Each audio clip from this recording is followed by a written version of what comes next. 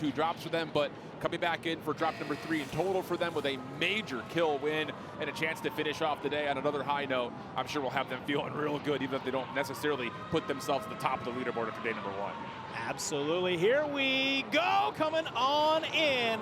Let's see what we have happening in this map. Where are teams choosing to drop? That's always my question at the start of these games. Do we see any brand new contests? Do we see anybody getting mixy right off drop? Well, look who's now sitting on over here, still at the stronghold. It's the Falcons. Yeah, and interestingly enough, it's not just Falcons in a pretty comfortable spot. They're going to get a really good look over the course of what possibly is going to be a split rotation here for a mid. There was a couple of shots that were tossed, and a mid is completely staggered across the map. One of the players is actually still in the water right now. J-Tech already dealt with. Fnatic also dealing with another member just over the top of headquarters. And yeah, that is a very poor opening here for a mid, who are going to have to essentially full reset and just allow their last player to sit in the water. Yeah, I mean, we saw this on a regain. That's fine. I'm totally okay with that. But you're telling me off drop? Off drop. You're sitting in the water while your team is getting pieced up by Fnatic over there towards prison. Maybe not exactly what I would call the best play.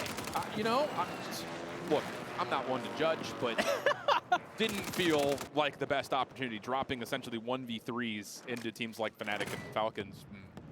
Questionable, to say the least, and that seems to be the strategy. I mean, we can see the big map.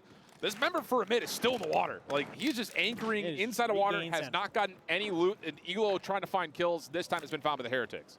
Heretics doing a little good. They were feeling great at the end of that kind of first map. They set themselves up for success. Not able to really make it, I think, as deep as they would have liked. But for a squad that maybe had some question marks sort of coming into this event, we're seeing some signs of life for them when it comes to this trios area. But back on over towards Chemical, we are starting to see sort of some fights breaking on out as, well, LX is down here, maybe trying to throw a shoulder on this fight. Who is going to be the one to slide on out first? It's LX. The shots are there, and, well, see you later, nerd. That's what I like to say. The hip fire connects, and you just feel like God's greatest gift to COD. And, ooh, interesting. Alex is kind of finding himself receiving a number of other contestants. Drake up top has Lukinas below, who also drops it. It looked like Drake was about to go join him, but now all of a sudden he's got to say, whoa, hold on a second. That's a different squad, and I'm not ready to take that battle yet. Yeah, I think he was absolutely correct that you were trying to maybe get aggro, join your team to maybe try to turn the tides in your favor. But when you start seeing bullets coming from a completely different angle, well, and you just watch 2 of your friends go down, you have to stay alive. Looked like that was C9 down there towards the harbor area. They were trying to get a little bit active, maybe some damage on in. But back on over with Bio, we have Team Vitality holding on down. Looks like they're the only team that's kind of existing there. And towards the prison area, well, Fnatic, they've sort of gained control of the center of the map. They kind of got it for free. Yeah. I mean, there was this drop that came through, and it looked like they maybe took an early battle, but largely speaking, they've got this bottom side of prison well and truly in hand. The only other team kind of nearby would be Guild. You see them kind of in the kill feed just a touch. They're continuing to kind of take apart these individuals for a minute, who continue just to drop into the action and try to make something happen out of nothing. Well, while that was going on, something to note, we see one team is remaining, or is deleted out of the lobby. It's Gaming Gladiators, already taken out in this game. They really would have loved to have a much better sort of scenario in their back pocket, but when it comes to this game, it's just a little bit tough for them to stay online. They had a bad drop last game, too. Yeah. I want to say they finished outside of any multipliers, maybe 3 kills. Yeah, so it's not great. Yeah, so they're in trouble, too. And on top of that, not outside the conversation, is Cloud9. You kind of brought them up earlier. They're in a little bit of trouble at the moment. Vitality has rotated down through Onyx Raven, and you can see that Falcons were also kind of on the other side of the map, also picking apart kills. So we're going to have some really early action between some squads who really need some extra points. Yeah, one thing I do like, though, I mean, Cloud9, you can see on your mini-map there, we have 2 of these players that have made their way over to Chemical, but they still have 1 player all the way back in Harbor. So even if those 2 players go down, you got your anchor still alive, feeling good. Nobody's around you. He'll be able to stay up. But it looks like maybe they kind of made their way over towards Chemical, said, we don't really feel comfortable about this fight. We're going to come back towards Harbor and hang on out there. But Zizix, he's been able to make some moves against Fnatic. You see J-Tech is down, Noobs is down. A little bit of cleanup on Isle headquarters if you are Zizix, but it's not going to be for free. Hamoud tries to provide some supporting fire, but now as he's the last one up, he has to step away, and it will allow Ullman and co to start to move their way in as we rotate back over towards Daga.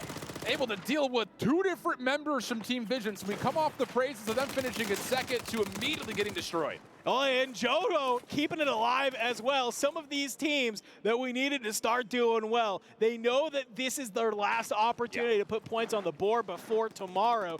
Maybe feel a little bit good about how you end the day, and they're starting to turn on up. Joe with a fantastic elimination there. Brett starting his way to make some moves on this ship. And you can also see in the kill feed, Team Falcons picking up where they left off. A couple of individual kills for all 3 of the members have been tallied. And as Zizix and co, well, now it's just Zizix actually in this area, has to kind of hit the high road. Ooh. It is Falcons on the run. Hamoud, armor broken, one more tag in, but through the smoke, no connections, and Shifty will say that's the line in the sand. No need to go any further to try to get to Ego. I would have loved to see him try and push that, but I think they know that C9 is behind them. Shifty wants to back on up, help Biffle. Some shots coming on through. You can see maybe trying to get some hip fires through the smoke. Get any sort of idea where this player is going to be, but okay, you're not able to stay alive for that long. Jace, we have some question marks coming into this map. He's coming online. And an opportunity to play off the high ground. Another tag comes through, but Shifty off the self-revive. Able to allow Biffle a little bit of extra breather room, but Jovo knows that both players are weak. He's trying to now save Jace's life. They know Shifty's playing in the corner, but he's been down by Breadman, so Cloud9 will win out this battle, and it leaves just one more Falcon left to rotate back towards living quarters. He's got to be careful because Amit are now fully on the map, and that's where Hisoka's headed. A little bit of an aggressive play there from C9 that causes Falcons to falter. I like it. We're seeing signs of life from this Cloud9.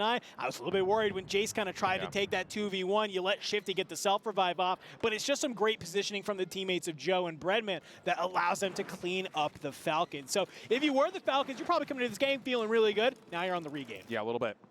But everyone should be able to jump on in towards living quarters and get themselves into a little bit more proper fighting form. But again, Amit are nearby, and you can see them dueling it out here in the kill feed. Elo able to track down Hisoka. He was the healthiest and most stable of the 3 Falcons members. So now again, trying to scramble for loot and find some ground to work with on the remaining 2 players. Yeah, it's a really tough situation you can find yourself in where, yeah, okay, you have 2 players go down. You have your third who's still alive, your anchor that's there. But while your 2 are regaining, coming on in, your anchor goes down. Now, welcome to the blender is what I like to call it, because you are just constantly kind of feeding in and out, and it's really easy to get caught with all 3 of you being down, and maybe you go out a little bit earlier than you anticipate. And this is pretty much an exhibit of all that conversation. Biffle has a pistol, just trying to hold on to this rooftop, 10x over the top.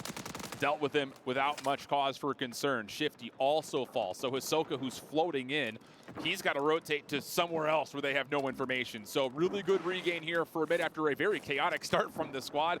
And we rotate back in towards where Fnatic now find themselves, rotating into the mix over towards Factory. They have themselves Zizix's team right in front of them, and the team leader and the team namesake of it has already dropped Skullface. I don't know if that was an intentional mantle or not on the door frame, but he's going to get the plates back off and try to extend this 1v1, and that's all he needs to reset versus Cribs. Oh, but look, not too far away. You got Hamoud who will fly on through, make the trade. So even though Skullface does a great little dance to win that gunfight, it is short-lived victory. Hamoud gonna put Skullface back on into the resurgence. As Almond still alive, you can see over here towards this bottom of the factory. Looks like this has now become Team Zig's home. As well, the Falcons, they've been able to fly back on over here towards Harbor, kind of get back to this area of the factory that you know they love to hang on out as Biffle walks on in. Apparently did not see that cluster mine. The thing about it is, what teams we have here in the form of Cloud9, Zizix, and a couple of stray members from the Falcons, they may be able to third-party this. They're going to get a buy back in, so all 3 of them will be here. They're not going to have the greatest of loadouts in the world, but as the zone starts to shrink, you're going to get some action here on the backside of Factory, and if those 2 contacts start to come through for Team Zizix and Cloud9, you have to think Falcons are going to be right on in there trying to third-party it. And one thing I love about any of these maps is consistency. Because look where Team Abwas is. This is that exact same spot we saw them in that last game.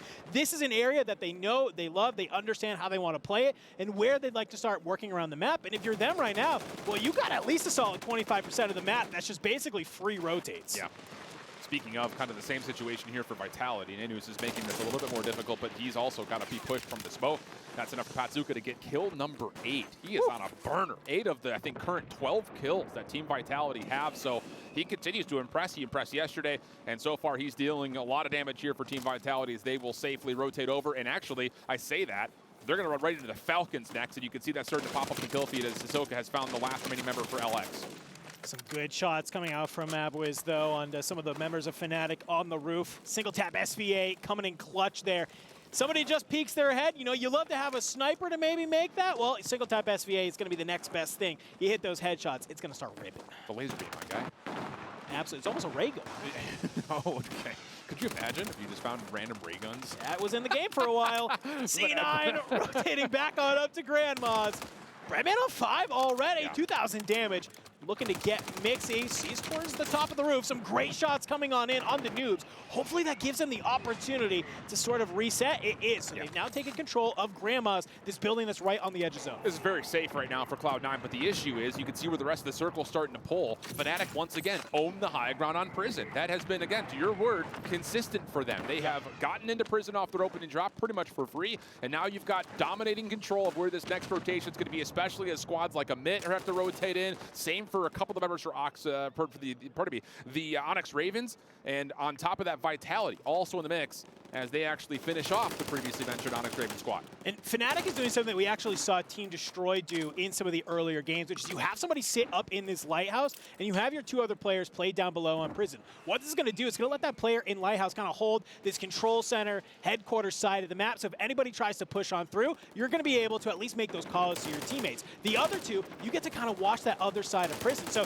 this control that they've been able to set up for the last couple of zones is going to be really crucial as we see it kind of pull towards that small side of Prison. Yeah, Mid are in trouble right now. Noobs kind of watching 2 squads at once as you rotate back to the other side of the circle, and it's Team Falcons who've been able to keep themselves fully alive for a while, mind you. They got a couple of kills on some of the Onyx Ravens members, so they have full loadouts. Smoke are in. They're fighting from the low ground, but there's enough circles here for them to at least weasel their way in and try to reset while everyone else tries to rotate in as well. Slowly but surely making your way up these stairs. A couple shots come in. It looks like that's Guild. Has an idea that they're trying to fly on through, but a couple smokes will give them the cover they need to enter into the showers.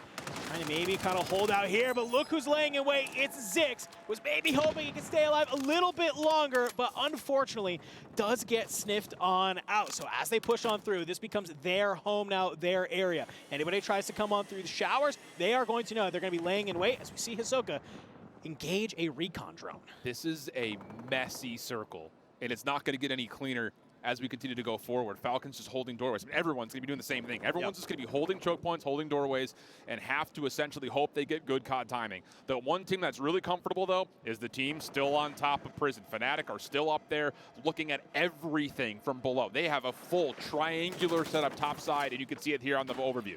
And look even where this zone is going to start pulling. It's going to pull a little bit to the edge, almost where that last game ended, just a little bit on the outside of the water tower. So if they can manage to kind of hold this entire rooftop, they're going to have ultimate height as the rest of these teams are going to have to figure out how do they want to try and play through. We are going to see some insane gas plays have to come on through, like from Team Omit. As they're trying to run around, but Falcons, they were a team that had to make that happen, but we see a couple of them going down. It's all on Hisoka. Vitality down and out. Rotation in for Hisoka. He'll be the first one forward and the only one who can actually stay alive. Now it's just down to can he get to a top 5 position for a little bit more boost on the overall multiplier. It looks like he's been seen. Again, Fnatic up top, continuing to scout things out below them. They're going to have the ability to rotate in late if they want to. Claymore gets set, and Hisoka's going to find damage with it, but it cannot survive through the full power of the Heretics. That's enough for the full squad wipe, and now we find ourselves with 6 teams remaining. I like that the Heretics make that call that they need to swing that all together, right? It would have been really easy for Hisoka maybe to find 1 or 2, and even if he does get taken on out, you're feeling good about being able to kind of have that. Heretics would then be on the back foot. So Heretics fly on out. They grab that little sort of cubby area that we were mentioning earlier from Team Omit to hold it on through, but look at Fnatic. Almond, he's the one who's dropping off the top. He's able to find Wars from Team Guild. Can he be able to maybe clean up the rest of this? No. The revive comes on in as, well, the Heretics down low, they're still finding more. And they've got good cover, honestly. I mean, you've got 2 different squads on 2 different levels of the remaining portion of Prison that finds itself inside the zone. But like you mentioned, both these teams are going to have to rotate, and it's Heretics who find themselves holding on the ground. Jade's dealt with. Guild still battling it out with Fnatic. Almond down low. This is a tough battle from the dramatic high ground, and Heretics are just following the zone. They're playing for placement. It's working out so far, while Guild and Fnatic keep battling it out. I mean, Fnatic, you had control of the roof, but I don't know what happens. Guild, they're able to make their way on up. They push Fnatic on out. I believe they're able to fully take them on down, as it's basically going to come down to a battle between Guild and Heretics. C9 will be a team that is still alive, taken on out. Finally, Jace goes down. down. A flurry of kills between these two squads. Daka goes huge. Cam's still down below, but AJ from above will be the final player to lock it on in as we cut on over. These boys are happy. This is a squad that everybody's hyped up. You hyped up.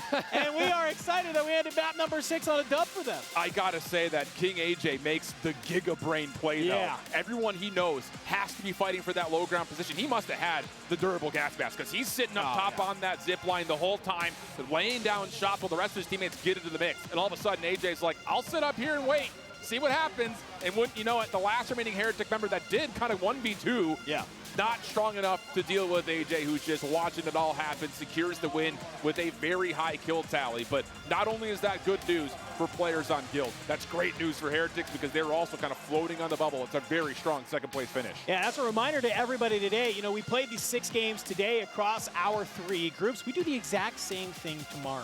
So even if maybe you didn't have the best day one, it's games like this that make you feel good that you can do it as you get ready to move into day number 2. And I think the thing about it is, you know, where is that line going to be drawn in terms of, you know, for a full day of action? How many points do you need to try to find your way through to get into that top 14? Because I think it's going to be a lot tighter than maybe we would have expected. And I think some of that is due to the fact that the teams we didn't expect to play well played really, really well today. So that changes expectations, and it definitely moves the meter in terms of where you think you need to end on total score if you want to make it to that grand finals. And you can see King AJ there. He's just hyped, dapping up his boy Vision. Wars there, laid back, looking cool. Says, yeah, boys, I've been here before. Okay, this is all good. But look at that beautiful trophy. You got Guild Esports, the winner of that map number 6, coming on up behind it. A great day of games for us. Let's take a look at that last moment there, because you mentioned it. King AJ makes the ultimate wrap. Yeah, and he's down right now. So he's going to get up and then what? Take the zip to go all the way back up to the high ground? That seems to be maybe the call here because, I mean, you see Heretics cleaning things up on Cloud9, who also needed the points, by the way. And then, AJ's just sitting behind saying, you boys go fight. And maybe there's a call. Maybe AJ, he sees that board and Jace is still floating above, so he goes up top to deal with that. And then he finds himself looking right back down saying, oh, you guys are still fighting down there? Don't worry, I got you, no problem.